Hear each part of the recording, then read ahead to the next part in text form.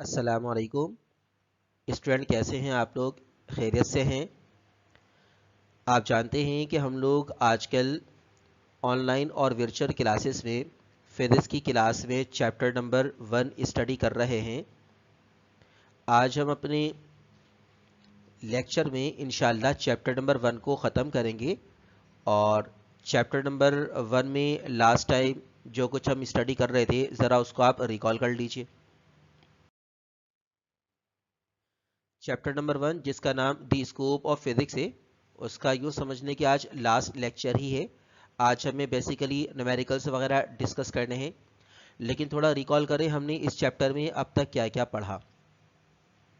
इस चैप्टर को हमने स्टार्ट किया था और इंट्रोडक्शन मैंने आपको करवाया था फिजिक्स की डेफिनेशन के हवाले से।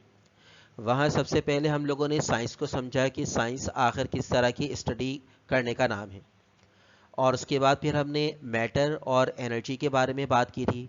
फिर दोनों को रिलेट किया था ताकि हम फिजिक्स की डेफिनेशन को अंडरस्टैंड कर सकें। फिर हम लोगों ने ब्रांचेस ऑफ फिजिक्स को डिस्कस किया, और जो ब्रांचेस हमने डिस्कस की वो चंद एक ब्रांच थी, यानी इनके अलावा भी फिजिक्स की बहुत सी ब्रांचेस हैं। हमने सिर्फ अपनी इंटरमीडिएट की कोर्स आउटलाइन को देखते हुए जो ब्रांचेस होती हैं सिर्फ उसी तक अपनी स्टडी को महदूद रखा था। फिर हमने मुख्तलिफ साइंटिस्ट की कॉन्ट्रीब्यूशंस को डिस्कस किया, इस्लामिक टीचिंग्स हमने देखी, कुरानिक वर्सेस हमने देखी, कुरान की कौन सी आयत जो हमारे टेक्स्ट बुक में शामिल है और वो किस तरह साइंस की तरफ तवज्जो दिला रही है, उसके हवाले से हमने बात की थी। इसके बाद हम लोगों ने जो टॉपिक स्टार्ट किया था वो था डायमेंशन। डायमेंशन के बाद अब हम अपने लास्ट कॉन्सेप्ट की तरफ जा रहे हैं। लास्ट में हमें न्यूमेरिकल्स को स्टडी करना है। न्यूमेरिकल्स कुछ स्टूडेंट कहते हैं कि मुश्किल होते हैं, कुछ स्टूडेंट को न्यूमेरिकल आसान लगते हैं।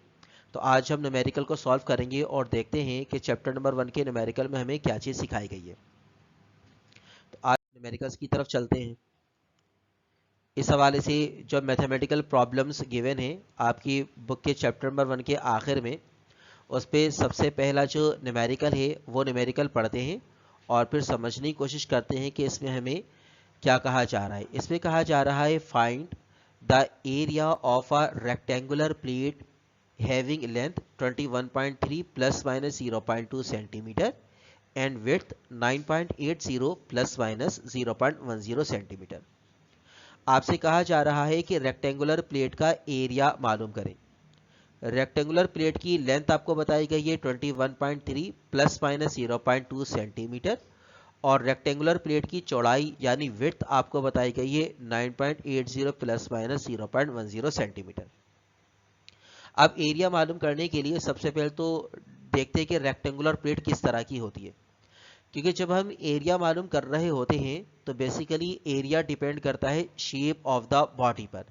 जिस बॉडी का, जिस ऑब्जेक्ट का भी आप एरिया मालूम कर रहे हो, उसकी शेप और उसकी डायमेंशन पर गौर करना ज़रूरी होता है।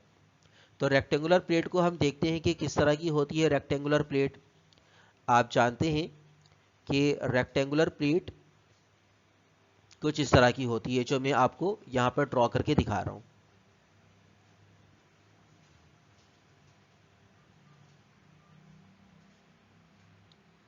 देखिए 4 साइड्स हो गई।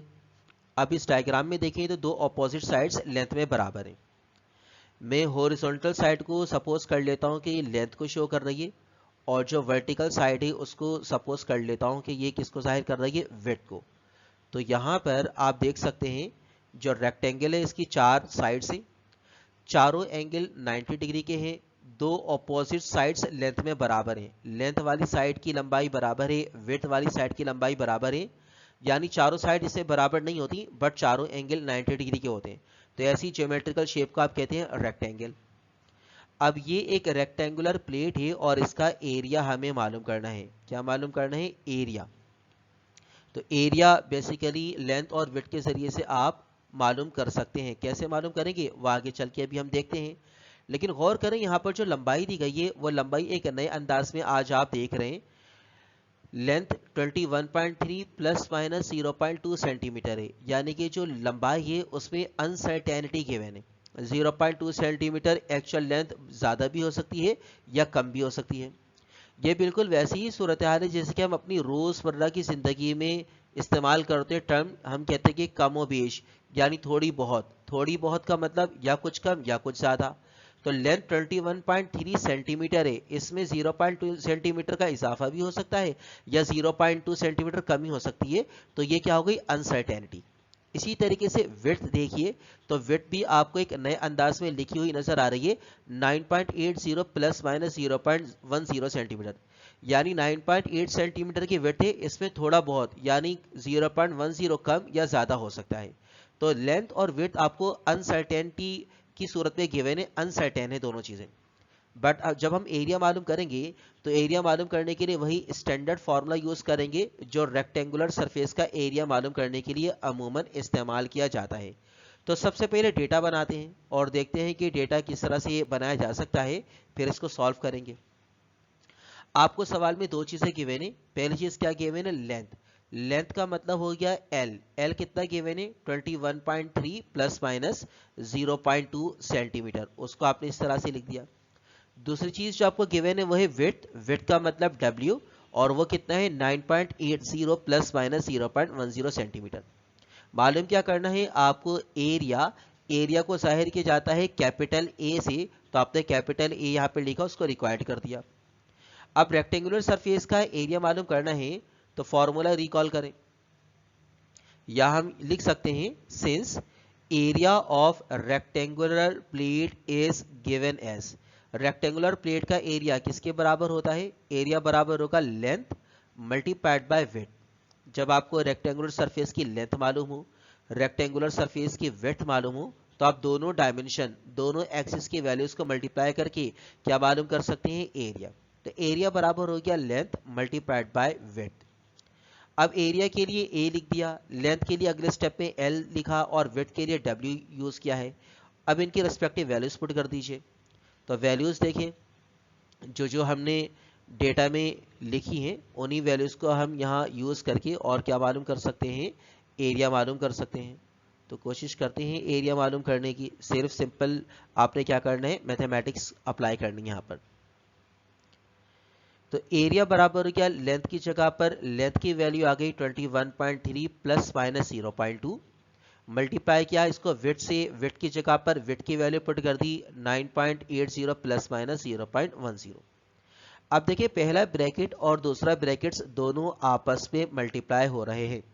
आप जानते हैं जब दो ब्रैकेट्स आपस में मल्टीप्लाई हो रहे हो तो उसमें आप कौन से स्टेप्स को यूज करते हैं, पहले ब्रैकेट की पहली वैल्यू को दूसरे ब्रैकेट के साथ मल्टीप्लाई करेंगे, पहले ब्रैकेट की दूसरी वैल्यू को भी दूसरे ब्रैकेट के साथ मुकम्मल तौर पर मल्टीप्लाई करेंगे। मतलब कहने का ये हुआ कि पहले वाले ब्रैकेट में 21.3 लिखा हुआ है तो इसको मल्टीप्लाई करेंगे इस पूरे के पूरे ब्रैकेट के साथ, ब्रैकेट में मौजूद दोनों वैल्यूज के साथ मल्टीप्लाई करेंगे।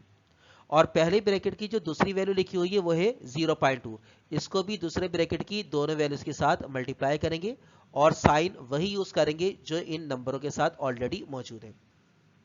तो अगले स्टेप में मैं 21.3 को दूसरे ब्रैकेट के साथ मल्टीप्लाई करूंगा, फिर प्लस माइनस 0.2 को भी दूसरे ब्रैकेट के साथ मल्टीप्लाई करूंगा। तो इसको हम न्यू सिंप्लीफाई कर सकते हैं, एरिया बराबर हो गया 21.3 और plus minus 21.3 multiplied by 9.80 plus minus 0.10। फिर देखिए पहले ब्रैकेट की दूसरी वैल्यू क्या थी 0.2 और साइन कौन सा था, प्लस माइनस, तो यहां लिखा प्लस माइनस 0.2 और दूसरे ब्रैकेट को इसके साथ मल्टीप्लाई कर दिया। अब आगे मल्टीप्लिकेशन कैसे करेंगे, देखिए 21.3 को पहले 9.80 से मल्टीप्लाई करेंगे और फिर 21.3 को 0.10 के साथ मल्टीप्लाई करेंगे। इसी तरीके से 0.2 को 9.80 से मल्टीप्लाई करेंगे और 0.2 को 0.10 के साथ मल्टीप्लाई करेंगे। जो साइन यहाँ मौजूद है उन साइन का भी ख्याल रखना है। तो चलते हैं, देखिए एरिया बराबर हो गया 21.3 को 9.80 के साथ मल्टीप्लाई किया और plus plus plus plus minus minus, दोनों साइन आ गए प्लस माइनस की। 21.3 को 0.10 के साथ भी मल्टीप्लाई कर दिया। फिर इसी तरीके से आगे देखिए, तो आगे आप देख सकते हैं कि आगे 0.2 को 9.80 से मल्टीप्लाई करेंगे, मल्टीप्लाई करके यूं लिखा, लेकिन प्लस माइनस दोनों साइन थे, दोनों साइन का इस्तेमाल किया। जब 0.2 को 0.10 से मल्टीप्लाई करेंगे तो इस तरह से लिख सकते हैं, लेकिन अब देखिए प्लस प्लस क्या हो जाएगा, प्लस, और माइनस माइनस भी क्या हो जाएगा प्लस। दो सेम साइन वाली वैल्यूज को मल्टीप्लाई करते हैं तो जवाब किस में आता है प्लस में। अगर दोनों वैल्यूज प्लस में मौजूद हो मल्टीप्लाई कर रहे हैं तो जवाब आएगा प्लस में। अगर दोनों वैल्यूज माइनस में मौजूद हो तो माइनस माइनस भी मिलकर क्या हो जाते हैं प्लस, अगेन जवाब आएगा प्लस में। तो इसीलिए आखिरी वाली वैल्यू के साथ सिर्फ प्लस का साइन आया। अब देखिए एरिया मालूम करने के लिए 21.3 को कैलकुलेटर में 9.80 से मल्टीप्लाई कर दीजिए तो 208.74। फिर 21.3 को 0.10 से मल्टीप्लाई कीजिए 2.13, साइन वही यूज किया जो यहां पर पहले से मौजूद था, मतलब प्लस माइनस 2.13। आगे देखिए तो प्लस माइनस का साइन एज इट इज आ गया और 0.2 को 9.80 से मल्टीप्लाई करेंगे 1.96। फिर 0.2 को 0.10 से मल्टीप्लाई कर दीजिए तो 0.02। आप जानते हैं दो सेम साइन वाली वैल्यूज आपस में क्या हो जाती हैं, ऐड होती हैं। यहां देखिए 208.74 के साथ कोई साइन नहीं है शुरू में, it means positive sign consider किया जाएगा। तो 208.74 पॉजिटिव साइन के साथ है और यहां देखिए 0.02 ये भी पॉजिटिव साइन के साथ है। इन दोनों को आपस में ऐड कर देंगे। जबकि 2.13 को देखिए इसके साथ प्लस माइनस दोनों साइन मौजूद हैं। 1.96 को देखिए इसके साथ प्लस माइनस दोनों साइन मौजूद हैं। ये दोनों वैल्यूज आपस में ऐड होंगी तो 208.74 और 0.02 इनको ऐड करें क्या हो जाएगा 208.76। जबकि 2.13 और 1.96 इनको आपस में ऐड करें और दोनों के साथ जो साइन है वही लगा दीजिए तो ये हो जाएगा 4.09 सेंटीमीटर स्क्वायर। तो एरिया कितना आ गया 208.76 प्लस माइनस 4.09 सेंटीमीटर स्क्वायर। आप चाहें तो इसको यूं भी लिख सकते हैं, देखिए 208.76 है, अगर पॉइंट के बाद वाली वैल्यू को देखें तो 5 से बड़ी है तो इसको राउंड ऑफ कर दें इसमें 208 में। जब राउंड ऑफ करेंगे तो कितना हो जाएगा 209। ठीक है, फिर प्लस माइनस का साइन एज इट इज। आगे वाली वैल्यू देखिए पॉइंट के बाद लिखा हुआ है 09, पॉइंट के बाद 0 लिखा हुआ है जो कि 5 से छोटा नंबर है तो इसको आप डिस्कार्ड कर दीजिए, सिर्फ क्या बचेगा 4। तो 209 plus minus 4 centimetre square area को यूं भी लिख सकते हैं। ठीक है, तो इस तरह से आपने रेक्टेंगुलर प्लेट का एरिया मालूम कर लिया। तो यहां जो मैं आपको बता रहा था राउंड ऑफ करने का तरीका वो देखिए आखिरी स्टेप में वही चीज आ गई। 208.76 की जगह पर 209 कर दिया। 208.76 का मतलब क्या है 208 से ज्यादा, 208.76 में 208 से ज्यादा हो गया। तो अगर इसको होल नंबर में लिखे तो 208 के बाद पहला होल नंबर कौन सा होगा 209, इसको 209 कर दिया। प्लस माइनस 4.09, 4 पॉइंट चूंकि 0 है 5 से छोटा डिजिट है तो आपने पढ़ा होगा सिग्निफिकेंट फिगर्स के रूल में हम इसको डिस्कार्ड करके सिर्फ क्या करते थे 4। तो area of the rectangular plate आ गया 204 प्लस माइनस 4 सेंटीमीटर स्क्वायर। यहाँ पर 4 प्लस माइनस के बाद ये एरिया में अनसर्टेनिटी को जाहिर कर रहा है। तो स्टूडेंट इस तरह हमने रेक्टेंगुलर प्लेट का एरिया मालूम किया। ये बिल्कुल सिंपल मैथमेटिक्स है, छोटी क्लास से ही आप रेक्टेंगुलर सरफेस स्क्वायर सरफेस का एरिया मालूम करने का तरीका सीख कर आए हैं। अगर रेक्टेंगुलर प्लेट की लेंथ आपको मालूम हो और विड्थ मालूम हो, जस्ट आपने क्या करना है दोनों को मल्टीप्लाई करके एरिया मालूम कर लेना है। यूनिट यहां पर क्या यूज हुआ सेंटीमीटर स्क्वायर। तो यूनिट देखिए कैसे सेंटीमीटर स्क्वायर बन गया। लेंथ का यूनिट क्या था सेंटीमीटर, विड्थ का यूनिट भी क्या था सेंटीमीटर।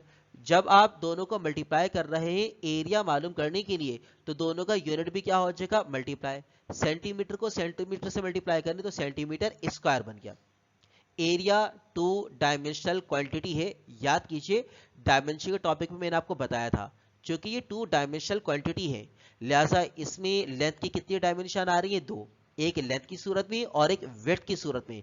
यही वजह कि यूनिट क्या हो जाएगा पावर 2 के साथ आएगा, सेंटीमीटर स्क्वायर हो जाएगा यूनिट। तो मुझे उम्मीद है कि आपको ये न्यूमेरिकल समझ आ गया होगा, सिंपल मैथमेटिक्स थी। अब चलते हैं अगले न्यूमेरिकल में, देखते हैं क्या मालूम करना है।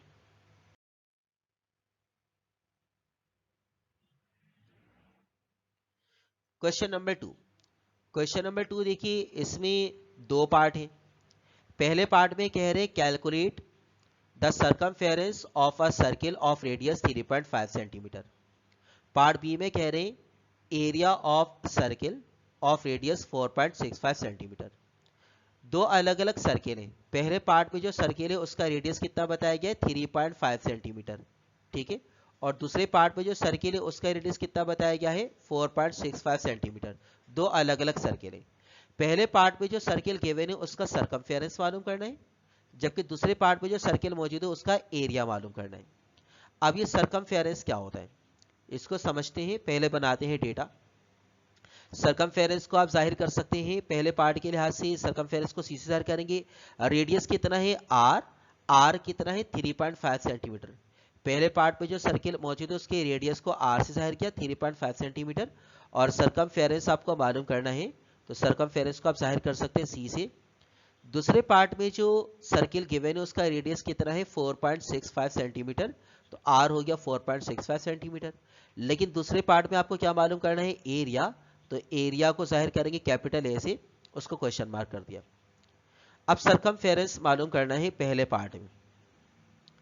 पहले पार्ट में सरकमफेरेंस मालूम करने के लिए क्या करेंगे, देखिए जो सर्किल होता है यहां मैंने ड्रॉ करके दिखाया आपको सर्किल, इसकी जो कर्वेचर की लंबाई होती है, जो कर्व सरफेस होती है पूरे क्लोज्ड कर्व सरफेस, इसकी लंबाई को क्या बोलते हैं सरकमफेरेंस बोलते हैं। अगर फर्स्ट कर ले मैं यहाँ पर एक निशान लगा दूं और मैं घूम कर आऊं, यहाँ मैंने निशान लगा दिया है, ठीक है ना, आपको नजर आ रहा है यहाँ पर। अब मैं घूम कर आऊं तो ये पूरे के पूरे कर्व सरफेस की क्या बन जाएगी, लेंथ बन जाएगी। एक रबर बैंड को एज्यूम करें, रबर बैंड को कट कर लें। फर्स्ट कर लें ये रबर बैंड है और मैं इसको इस पॉइंट से कट कर देता हूं, इस पॉइंट से, और कट करके ओपन कर लेता हूं। जब ओपन करूंगा तो ये पूरा का पूरा यू नजर आएगा, है ना, ए लंबा। तो ये जो लंबाई होगी सर्कुलर सरफेस की, ठीक है ना, रबर बैंड की जो लंबाई है, जब इसको हमने लंबा कर दिया मतलब कट करके ओपन किया तो ये लेंथ हो गई। अब अगर इसको मैं दोबारा क्लोज कर दूं इस तरह की सूरत हाल बन जाएगी। तो ये जो क्लोज्ड लूप की लंबाई होती है उसको क्या कहा जाता है, सरकमफेरेंस। सरकमफेरेंस का फॉर्मूला क्या होता है, 2 पाई आर। 2 पाई का मतलब देखिए अगर मैं यहाँ पर एक लाइन ड्रॉ कर दूं, दो हिस्सों में डिवाइड कर दिया, तो 1 पाई बन गया ऊपर और 1 पाई बन गया नीचे। टोटल कितने पाई होगा, 2 पाई। और सेंटर से लेकर सरफेस तक का फासला, ये क्या कहलाता है, रेडियस। सेंटर से लेकर सरफेस तक का फासला है रेडियस, या सेंटर से लेकर यहां तक का फासला है रेडियस, तो ये क्या हो गया, रेडियस। तो सरकमफेरेंस का मतलब होता है 2 पाई आर। अब 2 की जगह पर 2, पाई कितना होता है 3.142। रेडियस की जगह पर पहले पार्ट में जो आर की वैल्यू थी वो पुट कर दी, तीनों को मल्टीप्लाई कर दीजिए। मल्टीप्लाई करेंगे तो सरकमफेरेंस कितना आ गया 21.99 सेंटीमीटर। रेडियस का यूनिट क्या था, सेंटीमीटर। तो जो रेडियस का यूनिट होगा वही सरकमफेरेंस का यूनिट होगा, क्योंकि pi dimensionless unitless quantity और 2 का भी कोई यूनिट नहीं होता। तो 21.99 यह आ गया पहले वाले पार्ट में सर्किल का सरकमफेरेंस। क्या होता है फॉर्मूला, 2 पाई आर, ये याद रखिएगा। बना कैसे मैंने यहाँ पर आपको समझाने की कोशिश की है, मसी डिटेल में इंशाल्लाह हम आगे के चैप्टर्स में डिस्कस कर लेंगे। दूसरे पार्ट में जो सर्किल मौजूद है उसका क्या मालूम करना है, एरिया। अब एरिया मालूम करने की कोशिश करते हैं। अभी पिछले स्लाइड में हमने समझा, पिछले न्यूमेरिकल में, कि एरिया डिपेंड करता है शेप के ऊपर। सर्किल की शेप रेक्टेंगुलर प्लेट की शेप से अलग होगी तो इसका एरिया भी अलग होगा। एरिया का फॉर्मूला क्या होता है, किसी भी सर्कुलर शेप का अगर आपको एरिया निकालना हो तो एरिया बराबर होगा पाई आर स्क्वायर के। अब पाई की जगह पर पाई की वैल्यू पुट कर दीजिए 3.142। रेडियस कितना गिवन है 4.65, स्क्वायर था स्क्वायर लगा दिया। 4.65 का स्क्वायर ले लीजिए, 4.65 का स्क्वायर 21.6225। अब इन दोनों को मल्टीप्लाई कर दीजिए तो एरिया हो जाएगा 67.937। यूनिट क्या हो जाएगा, सेंटीमीटर स्क्वायर। देखिए रेडियस की जगह पर सेंटीमीटर पुट करें तो रेडियस का स्क्वायर है, यही वजह कि सेंटीमीटर का स्क्वायर हो जाएगा। इस तरह आपने सर्किल का सरकमफेरेंस और सर्किल का एरिया मालूम करना इस न्यूमेरिकल में सीख लिया। तो उम्मीद है कि न्यूमेरिकल भी बहुत आसान था, सिंपल मैथमेटिक्स थी, आपको यकीनन समझ आ गया होगा। अब चलते हैं क्वेश्चन नंबर 3 की तरफ।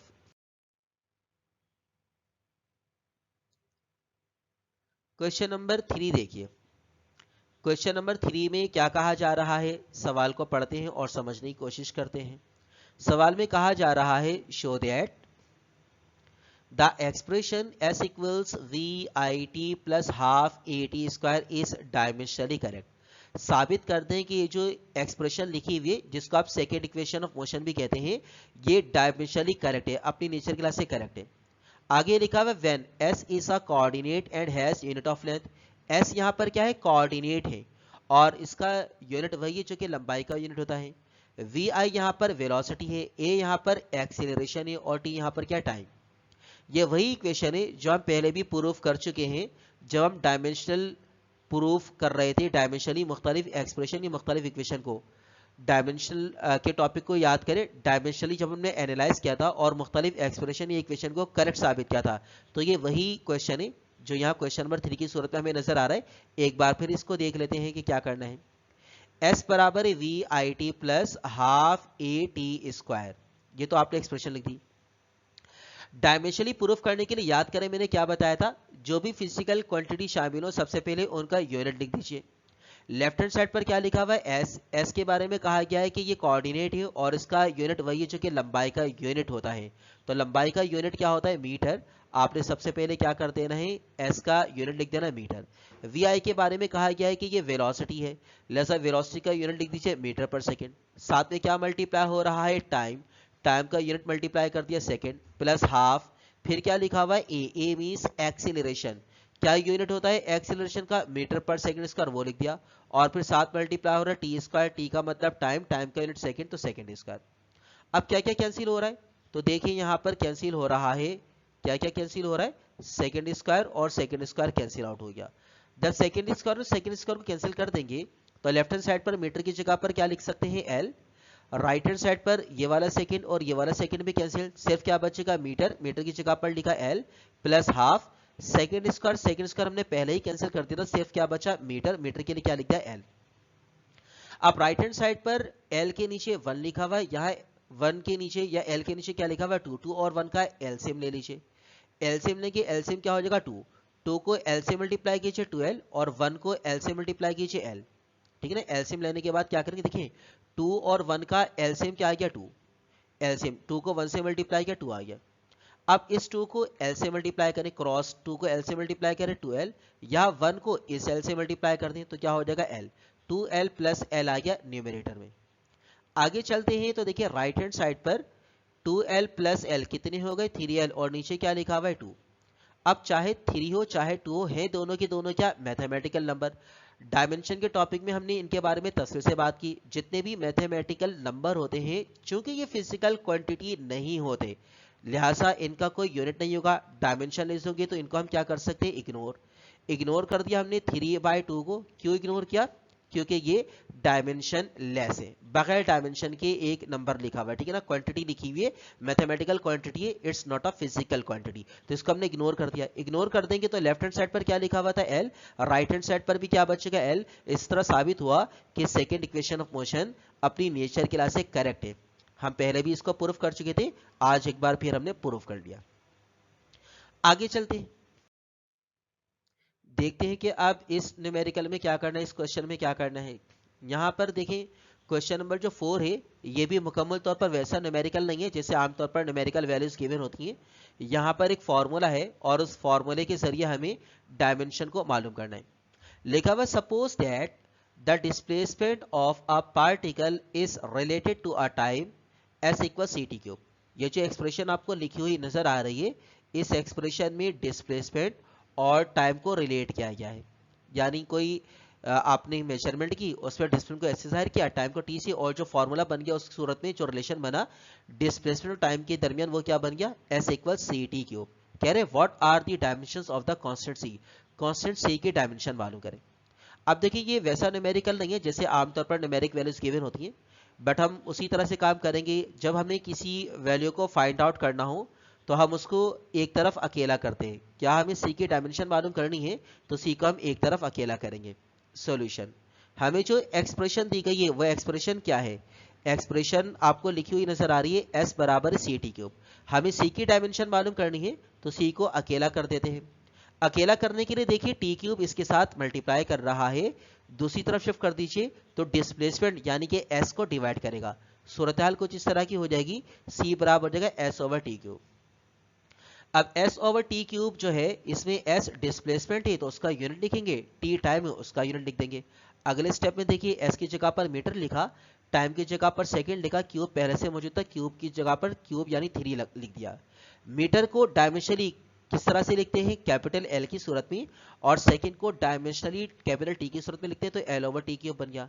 अब ये टी क्यूब यहाँ डिवाइड कर रहा है, जब हम इसको नीचे से ऊपर लेकर जाएंगे तो टी की पावर क्या हो जाएगी, -3। तो तो अगले स्टेप में देखिए सी बराबर हो गया एल टी माइनस 3, तो सी की डायमेंशन क्या आ गई, एल टी इनवर्स क्यूब। यहाँ पर हम आंसर छोड़ सकते हैं, लेकिन अगर चाहें तो हम यहाँ पर m को भी शो कर सकते हैं। यहाँ पर क्या नजर नहीं आ रहा, इस आंसर के अंदर m नजर नहीं आ रहा। जो चीज एब्सेंट होती है अगर आप उसको शो करना चाहें तो मैंने बताया था कि उसकी पावर को क्या बना देते हैं, जीरो। किसी नंबर की पावर जीरो होने का मतलब 1 होता है। यहाँ एल टी इनवर्स क्यूब का कॉफिशिएंट क्या, 1। अगर हम यहाँ पर 1 की जगह पर m शो करना चाहें तो क्या लिख सकते हैं, हम लिख सकते हैं m power 0 L T inverse cube. देखिए हमने m को शो कर दिया, इसकी पावर 0 बना दी, तो ये भी क्या आ गया, आंसर आ गया डायमेंशन c का। यानी c एक ऐसी फिजिकल क्वांटिटी है जिसकी डायमेंशन यहाँ पर क्या है, L T inverse cube, m power 0 L T inverse cube, यूं भी शो कर सकते हैं। आपकी नॉलेज के लिए बताता चलूं कि यहाँ पर ये जो c है ये basically rate of change of acceleration है, ठीक है ना। c जो फॉर्मूला शो कर रहा है उसमें c का मतलब है rate of change of acceleration. आप जानते हैं वेलोसिटी क्या होती है, rate of change of displacement, S upon T. और एक्सीलरेशन क्या होता है, rate of change of velocity, velocity upon time. तो वेलोसिटी अपॉन टाइम यानी rate of change of velocity acceleration. अगर एक्सीलरेशन का रेट लेना पड़ जाए आपको, एक्सीलरेशन आपको मालूम है उसमें विद रिस्पेक्ट टाइम क्या चेंज आ रहा है वो अगर मालूम हो, तो ये बेसिकली सी उसी को जाहिर कर रहा है जिसको हम आमतौर पर नॉर्म कहते हैं। एनओआरएम एक और फिजिकल क्वांटिटी होती है जो कि rate of change of acceleration को जाहिर करती है। तो बेसिकली सी उसी को जाहिर कर रहा है। ये जस्ट मैंने आपकी नॉलेज के लिए बताया, इसको याद रखिएगा। तो आज हमने चैप्टर नंबर 1 के मैथमेटिकल प्रॉब्लम्स को सॉल्व करना सीखा। उसमें कुछ न्यूमेरिकल थी और कुछ इक्वेशन थी। एक और क्वेश्चन है क्वेश्चन नंबर 5, ये मैं आपको असाइनमेंट के तौर पर दे रहा हूं। मैथमेटिकल प्रॉब्लम चैप्टर नंबर 1 का क्वेश्चन नंबर 5 वो आपने खुद सॉल्व करना है। आप उस टाइप के क्वेश्चंस माजी में छोटी क्लासों के मैथमेटिक्स में कई दफ़ा सॉल्व करके आए हैं। उसका सबसे पहले आप समझकर डेटा बनाइएगा, फॉर्मूले को यूज़ करके फिर क्वेश्चन को सॉल्व करके मुझे बताइएगा कि क्या आंसर आ रहा है, आपकी अप्रोच क्या है। तो आपको वो असाइनमेंट के तौर पर दे रहा हूँ। अगर किसी किसी का कोई कन्फ्यूजन हो, कॉन्सेप्ट क्लियर ना हो, तो आप डिस्कस कर लीजिएगा। लेकिन पहले मैं आपकी अप्रोच देखना चाहता हूँ कि आप किस अप्रोच के साथ उसको सॉल्व कर रहे हैं और किस तरह का फॉर्मूला यूज़ करते हैं। अगर गलत होगा तो फिर इंशाल्लाह मैं आपको वो सॉल्व करना सिखा दूंगा। तो यहाँ पर हम चैप्टर नंबर 1 अपना ख़त्म कर रहे हैं। इस चैप्टर को बार बार देखिए। इस चैप्टर में ब्रांचेस ऑफ फिजिक्स, मुख्तलिफ साइंटिस्ट की कंट्रीब्यूशंस और डायमेंशन का टॉपिक बहुत ज़्यादा इंपॉर्टेंट है। एमसीक्यूज में ब्रांचेस ऑफ फिजिक्स के लिहाज से सवाल आते रहे हैं, मुख्तलिफ साइंटिस्ट की कंट्रीब्यूशंस के हवाले से सवाल आते रहे हैं और डायमेंशन के लिहाज से भी सवाल पूछा जाता रहा है। डायमेंशन का टॉपिक सेक्शन बी में भी पूछा जा सकता है। मुख्तलिफ इक्वेशंस, मुख्तलिफ फार्मूले आपको दिए जा सकते हैं और कहा जा सकता है कि उनकी डायमेंशन मालूम करें फिजिकल क्वांटिटी की सूरत में, या उन इक्वेशंस या फार्मूलों को डायमेंशनली करेक्ट साबित करने के लिए कहा जा सकता है। तो इस लिहाज से भी डायमेंशन का टॉपिक बहुत ज़्यादा इंपॉर्टेंट है। इसकी बहुत ज़्यादा प्रैक्टिस रिक्वायर्ड है। टॉपिक बहुत आसान है, लेकिन जब आप बार बार प्रैक्टिस करेंगे तो मुख्तलिफ फिजिकल क्वांटिटीज़ की यूनिट और उनको डायमेंशनली एक्सप्रेस करने में आप एक्सपर्ट होते चले आएंगे। तो प्रैक्टिस कीजिए। अगर किसी किस्म का कोई कन्फ्यूजन हो, कोई सवाल जहन में आए, बिला झिझक मुझसे पूछिए। यहाँ पर हम अपना चैप्टर नंबर 1 ख़त्म कर रहे हैं। इंशाल्लाह नेक्स्ट टाइम नए चैप्टर के साथ हम स्टार्ट करेंगे ऑनलाइन क्लासेस को। अपना बहुत ज़्यादा ख्याल रखिएगा। अल्लाह हाफिज़। Thank you so much.